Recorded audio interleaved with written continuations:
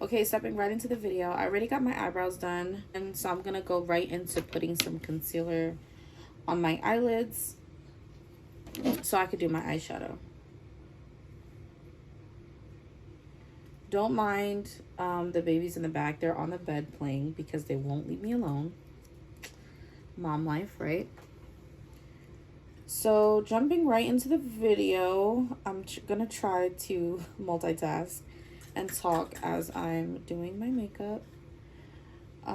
I never do my makeup, by the way. I haven't done my makeup in so long. I think since November was the last time I did my makeup, so bear with me. I barely do my makeup anymore. So kind of a backstory. I used to be a makeup artist in New York. I used to freelance. I was self-taught. And I did makeup for years actually, but after becoming a mom, I just fell off. When I had my first son, obviously I still was doing makeup a lot more than now, but I just never find the time to do makeup. So unfortunately I don't do it, but I do want to get into the routine of doing my makeup on a weekly basis, at least once or twice a week, because makeup makes me feel good. You know, you look good, you feel good, and it will push me more to make more content for you guys. So definitely want to do that and implement that in my life. The band-aids, you guys, I was taking my hair off my knuckles with this razor, and this is brand new razor, so I got cuts on my my knuckles, so ignore that. Okay, so starting off, I want to talk about my own experience going into the hospital and giving birth. So I have given birth 4 times now. So I do believe I have knowledge, obviously, of the whole pregnancy and birth and postpartum aspect. So when I gave birth to my last son, by the way, I have 3 boys and 1 girl. I gave birth to a beautiful 8-pound baby boy. He is beautiful, he's perfect, he's everything. Definitely worth all the pain I went through during pregnancy and delivery. So anything I tell you guys, do not be scared, please. Your baby is going to be 100% worth it, and you will do it over and over and over again if you can, just to, you know, receive this bundle of joy the Lord has blessed you with. Okay, so my pregnancy one, it went like all my other pregnancies as far as a morning sickness. That's like my worst like symptom I can say about pregnancy is the morning sickness. I hate morning sickness, and for me it's not just the morning, it's all day, every day until my 2nd trimester. So I had this pregnancy again. I was super tired. I was actually extra tired because not only was I pregnant, I had 3 other kids to take care of. So I was exhausted this pregnancy, not gonna lie. One of the symptoms that I want to talk about that I never really hear anybody talk about, and it actually, this is the reason why I didn't even know about it myself, because I never heard anybody talk about it. When I'm pregnant, I get, okay, I want to say this right though, I get pubis symphysis dysfunction. So PSD.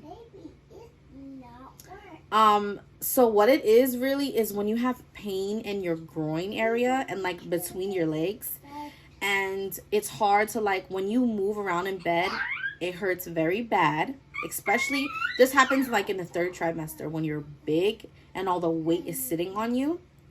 So like when you move in bed and like if you open your legs, oh my gosh, it hurts so bad. Also when you like kick something very heavy, you're in so much pain. And then lastly, when you walk, you can't run, by the way, but even when you walk, you're in pain. You have to walk with, like, I don't know what they're called, but like you have to walk with a stroller or a cane or something. Like, you need that when you have PSD because your legs hurts very bad. I even, like, during my last few weeks of pregnancy, I had to tell my mom, like, I cannot walk. I literally cannot walk. Like, I really need help. So that's something that you should watch out for if you guys are having the pains I just told you about. Maybe you should look into PSD. Google it. There's so many symptoms in pregnancy that you would just be shocked that you have. Oh, that's one thing I want to say really quickly, though. When you first get pregnant, right? That is not a baby bump. Oh my gosh. I hate when women's like, oh, I'm 3 weeks pregnant. Look at my baby bump. And like you see nothing. And I understand the excitement. So I'm not like going to get mad at y'all really. But girl, you're bloated. You bloat your first trimester. You don't start showing really until your second trimester. Unless you have had a baby already, you show faster than first time moms. But if you are experiencing like your belly getting bigger during the first trimester, it's most likely just bloat. It is not a baby bump. Obviously your baby is not that big that it's poking out. I just wanted to say that just because it's just kind of really annoying when like women do that and they're not even showing as well. I'm like, you're gonna look back at your pictures and see that, okay, I wasn't even showing anything. Anyway, let me stop backtracking and getting off topic. So the symptoms that really stood out this pregnancy is the PSD and the fatigue, but those are two symptoms that I always get in all four of my pregnancies. So I don't think there was any new symptoms that I have had. That's that. Like, that's kind of, you know, I was really tired. I had 3 other kids to take care of. I got really bad back pain, swollen feet. I retained a lot of water. Fast forward to delivery. So I gave birth 39 weeks. My daughter was the only birth. I gave birth like 35 weeks. She was born like 3 weeks early. Honestly, I'm just gonna have to hold this guy because he keeps crying. And I'm the type to, like, I really don't like to make excuses.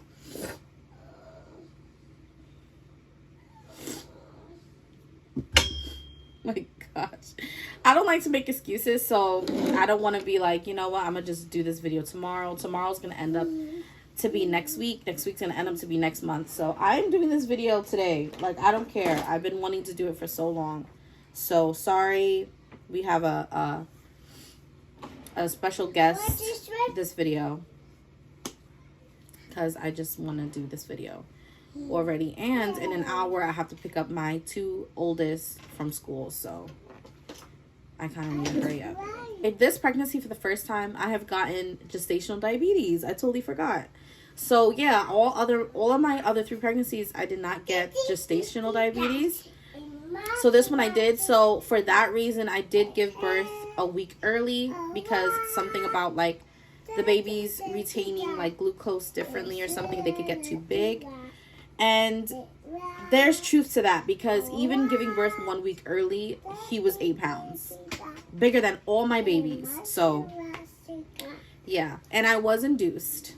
I was hoping I was going to go into birth naturally, but unfortunately I didn't. But that's still okay. He still came out completely healthy. So going into my birth, I was given Pitocin to start my contractions or whatever. I forgot how long I was in labor for. You can say I was in labor. So I had to be at the hospital by 6 a.m. I didn't change into my gown and everything. I think it was about 7:30.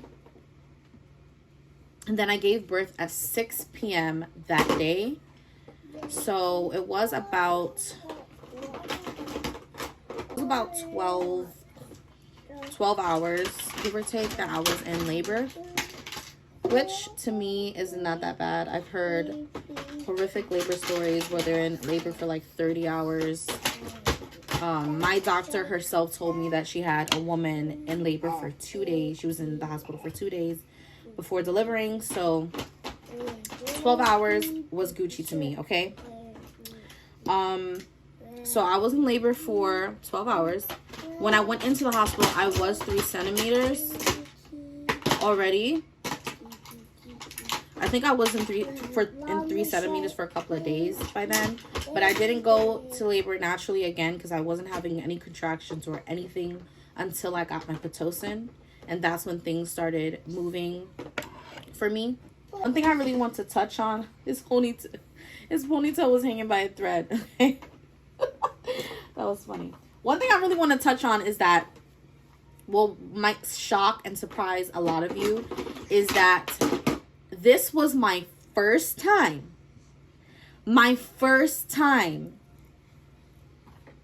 feeling and benefiting from the epidural. I have gotten an epidural for every single one of my kids. This is the first time it actually worked. Okay? The first time. A lot of people like, oh, I'm going to get the epidural. I'm going to be okay. I want to tell y'all, but again, not to scare you guys, but the epidural might not work. A lot of people don't go into that. I didn't know that until I experienced it myself, but a lot of people don't even say that the epidural might not work. My 3 previous births, I felt it. I don't know if I felt everything, because still to this day, I'm not sure if the epidural like mild and dumbed down like my pain. I still felt pain. And from my understanding, your epidural, you're not supposed to feel anything. So like when I was giving birth to my daughter, my sister was in the hospital with me, and I was like in so much pain, and she was like, why are you in pain? Like when I had the epidural, I didn't feel nothing. And I'm like, that's what I'm saying. I don't know why. I'm sorry, I'm not even doing anything with my face. I don't know why I'm still in pain. The anesthesiologist for my daughter, he had to come in 2 times to redo my epidural. I'm just checking if it's still recording. Okay. Give him like this pack of lashes. Okay. So, I do feel it in my legs. Like my legs are all numb, but the contractions and everything, I feel it all, and I'm in so much pain. So with this pregnancy, I told the doctor when the anesthesiologist came in to give me my epidural, because I don't care if it didn't work for me or not. You're in so much pain that you just hope it's going to work for you this time. So again, I did say I want that epidural. Even knowing it never works for me, I still wanted it, right? So he came in and I told him, I'm like, look, doc, that epidural never works for me.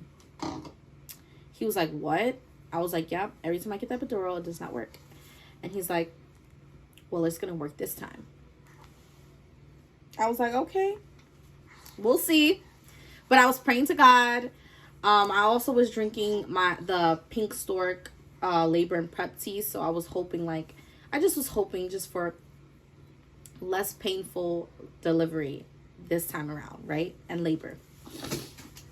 He gave me the epidural and everything, and just like that, magic. I felt nothing, and I felt so great, and my ass went straight to sleep. I was exhausted. I finally was able to sleep. So I slept, right? I'm trying to remember. Sorry, this was 7 months ago. So I slept for a good amount of time, actually. And I think that's also that helped my delivery, because I was well rested. Okay, I'm back. I put the baby down. I put my lashes on. Let's get back into it. I forgot kind of where I left off at. Just move on to foundation. But anyway, so I don't know if it was because of the Pitocin, but my doctor kept coming in to move me over side to side. So she woke me up to move me over, and then I would sleep again. Up until one of the nurses checked me and opened my legs. I couldn't feel nothing in my legs, by the way. My legs were super numb. That's one of the symptoms or causes of the epidural. Your legs get very numb. You can't feel it. I don't know why this isn't coming out. Yeah, but you can't feel it. So she moved my leg and she was like, oh my gosh, there he is. And she saw the baby's head, and she's like, oh my gosh, look at all that hair. Because all she saw was the baby's head and a head full of hair. He was born with a head full of hair. And it was time to push. I was 10 centimeters. The doctor rushed in. I must have pushed like 3 times and he was out. Mind you, he's my biggest baby. I pushed out 8-pound baby, okay? I think actually the pink stork labor prep tea was a very big factor in that. Me pushing just 3 times and he was out, because pushing, you guys, people underestimate pushing. Like, pushing is hard. With my first, I must have pushed like for an hour straight. Like, it was so hard to push when I had my first baby. Mind you, I was like, my frame was a lot smaller and I was only 20 years old, 21 when I had my first. So yeah, let me just use, so after I gave birth, postpartum, now recovery, I immediately felt like shit. Okay, I felt like complete and utter crap. It was like, I think it was like the worst I've ever felt. I guess, you know, because I'm older now. And I was just so tired. I actually had a friend that was coming to visit me in the hospital, and I told her not to come. Like, that's how terrible I felt after giving birth. I felt like I got hit by a truck. I had the biggest migraine ever. My whole body was sore. So when the nurses, like these 2 nurses came in and they wanted me to get up to go to the bathroom. Mind you, I can't feel my legs as the epidural. And I just felt so nauseous. I threw up twice, by the way. I threw up twice because I was so nauseous. My head, I had a migraine almost. And I just felt like complete crap. So anyway, they said that they needed me to use a bathroom. I forgot why. So I got up and I'm walking to the bathroom. I felt like complete crap. I'm like, oh my gosh, I feel so sick, feel so tired, so drained. And I fell. I don't know if I fainted or I fell, but I remember just falling. And they ran to me. Like, one was already with me, but they're like, oh my gosh, you know, she needs help or whatever. So yeah, I think I told the lady, I'm like, I don't know if I'm peeing or not. Like, I can't feel anything. She said, just sit on the toilet and try. And I did. And I don't think I did, actually, because like I said, I could not feel nothing. I couldn't feel like my muscles to make me go use the bathroom. That's how good the epidural was, y'all. It was amazing. But anyway. So, oh, the baby's starting to cry. He's in his high chair right now. But anyway, fast forward to my recovery room. I went into my recovery room maybe like an hour after pushing the baby out, or 2 hours, I think, because they have to get the room ready or whatever. So my suite was really nice. The nurses there was very nice. So yeah, I had to get up. I had to get up for the baby. But where was I? Yeah, the nurses at my hospital was really nice. They treated me very well. So I started feeling a little bit, you know, better after the fact, but I still was in a lot of pain. I was super hungry. So bring your snacks, ladies, because I was starving. I don't know what it was. I mean, obviously, once you go into labor and once you go in the room and you have to change into your gown, you are not allowed to eat. I don't know if anyone knows that, but you're not allowed to eat anything. So those 12 hours, 30 hours, whatever hours you're in labor, you're not eating. So that, obviously, that's probably why I was so hungry. But I was like hungry more than usual. Like, I'm not even that hungry like that, you know, when I give birth. But this time around I was. And my sister, she brought me like these cookies from 7-Eleven. They felt like gourmet cookies or something. Like the best thing I've ever had. I felt like it's like I never had a cookie before in my life. So, I don't know if a lot of people, I was talking to my friend a while back and I was telling her how you have contractions after birth. A lot of people also don't know that. So we all know you get contractions while you're in labor to open up the uterus, open up the uterus, to open up the cervix, so the baby could come out. So when you give birth, you contract again. I like to call it reverse contractions. You contract again to close up your cervix. So you're still getting contractions. Labor isn't over, basically. Obviously, labor isn't over. But the pain you get during labor is not over. You still have contractions and it hurts. Not just as bad, but just as bad, if you get my drift. Okay? Especially the Lord is so amazing. He just thinks of everything. So it's worse when you breastfeed. You're going to get it regardless, but it's worse when you breastfeed. It's like once you're breastfeeding your baby, it's like your brain, it tells your brain, oh, the baby's out. Now it's time to close it up. Yep, it's like that. Okay, so when you're breastfeeding, if you decide to nurse, take your medication before you start, because you are going to be in excruciating pain so bad you might quit nursing right then and there because it hurts so bad. When I had my first baby, I had no clue. So when I was nursing him, I had so much pain, and I'm like, why am I having so much pain when I'm breastfeeding him? He's causing a lot of cramps. And the nurse said, oh, it's because you're having contractions, your cervix is closing back up, your uterus is like closing or whatever, getting smaller. And I'm like, oh my gosh, like this is so painful. And the hospital too, they would give you some Tylenol, ibuprofen maybe. They give you some BS drugs. Ask for oxycodone. If you are in too much pain, ask for oxycodone. My doctor gave me oxycodone and it felt amazing. And I thank her so much for it, because everyone has different pain tolerances. So what might, labor itself might not be as painful as it is for me or for anyone else. You might not even need the epidural, hell. But if you are in too much pain and you feel like you want a higher dosage of medication, ask for oxycodone. It's safe during postpartum and stuff, nursing and everything. So yeah, so I was in a lot of pain. Like I was getting my reverse contractions or whatever, but I was in less pain because this was the first time I received oxycodone in any of the hospitals I gave birth in. I have 4 kids, but I gave birth in 3 different hospitals. So this was like my favorite like birthing experience, kind of. I felt the worst, but it was my best like postpartum recovery like experience I've had. No, whole labor and delivery experience. It was my best. I love my doctor. I love the hospital I gave birth in. So that's that. So I was also like so big after I gave birth.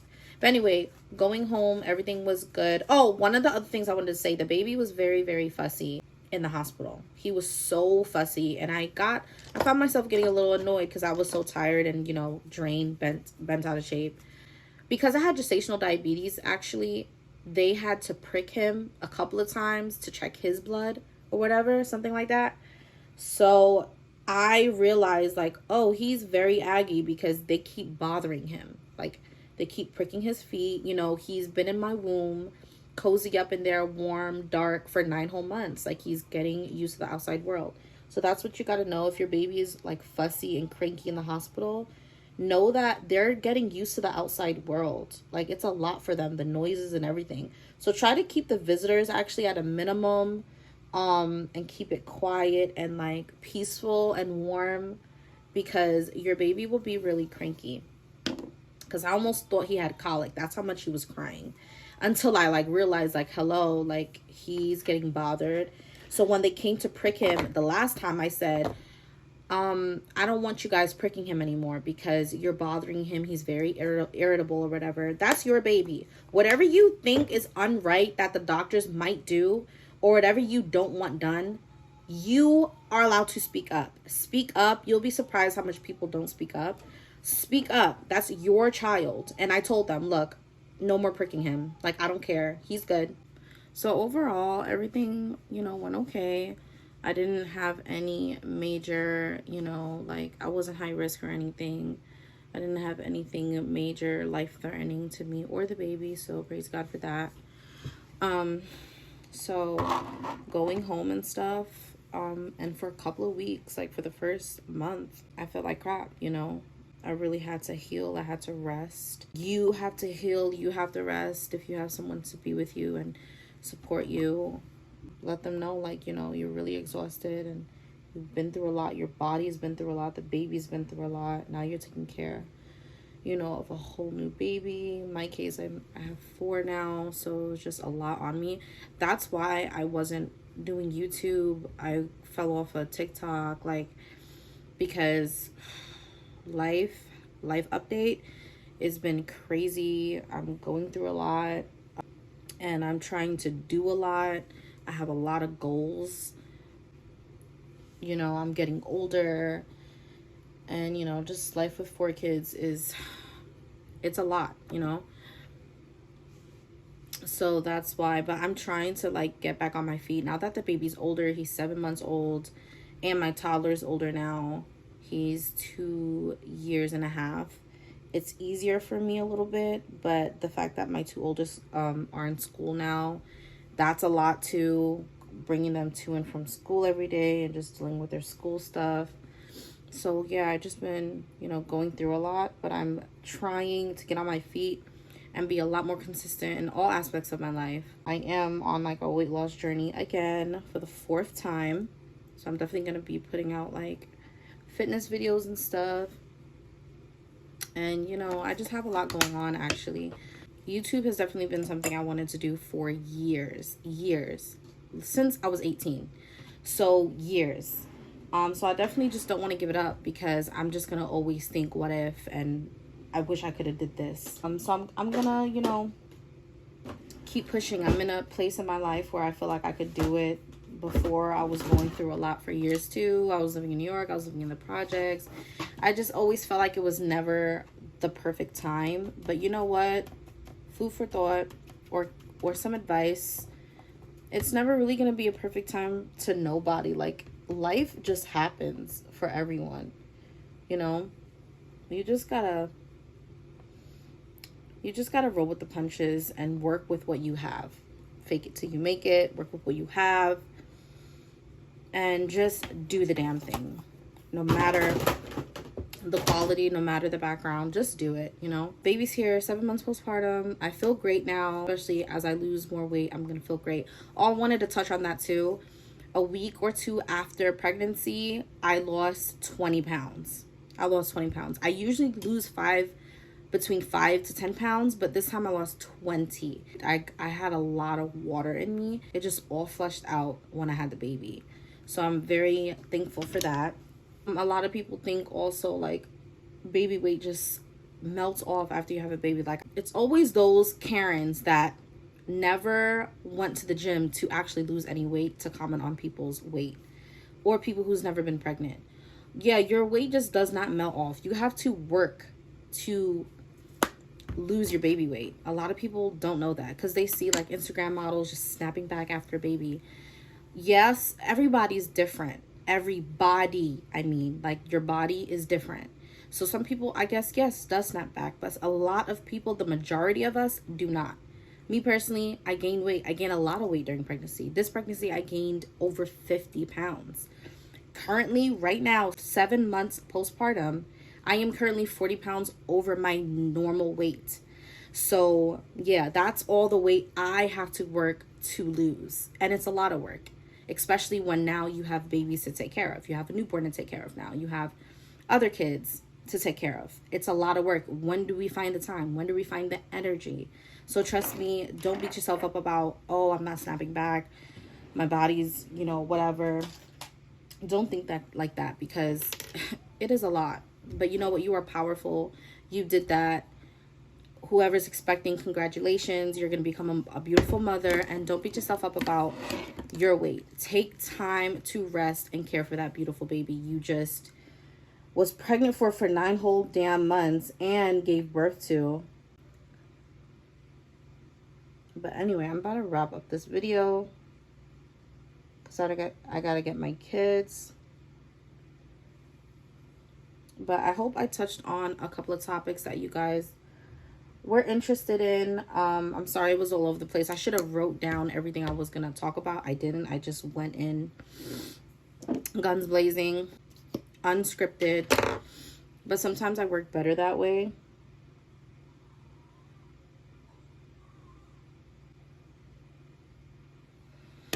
Well, that's everything. I'm going to wrap it up. Thank you guys so much for watching my video. Please like, share, comment, and subscribe. And if you want to be notified every time I post a new video, hit that bell button up in the right hand corner to be notified every time I post a new video.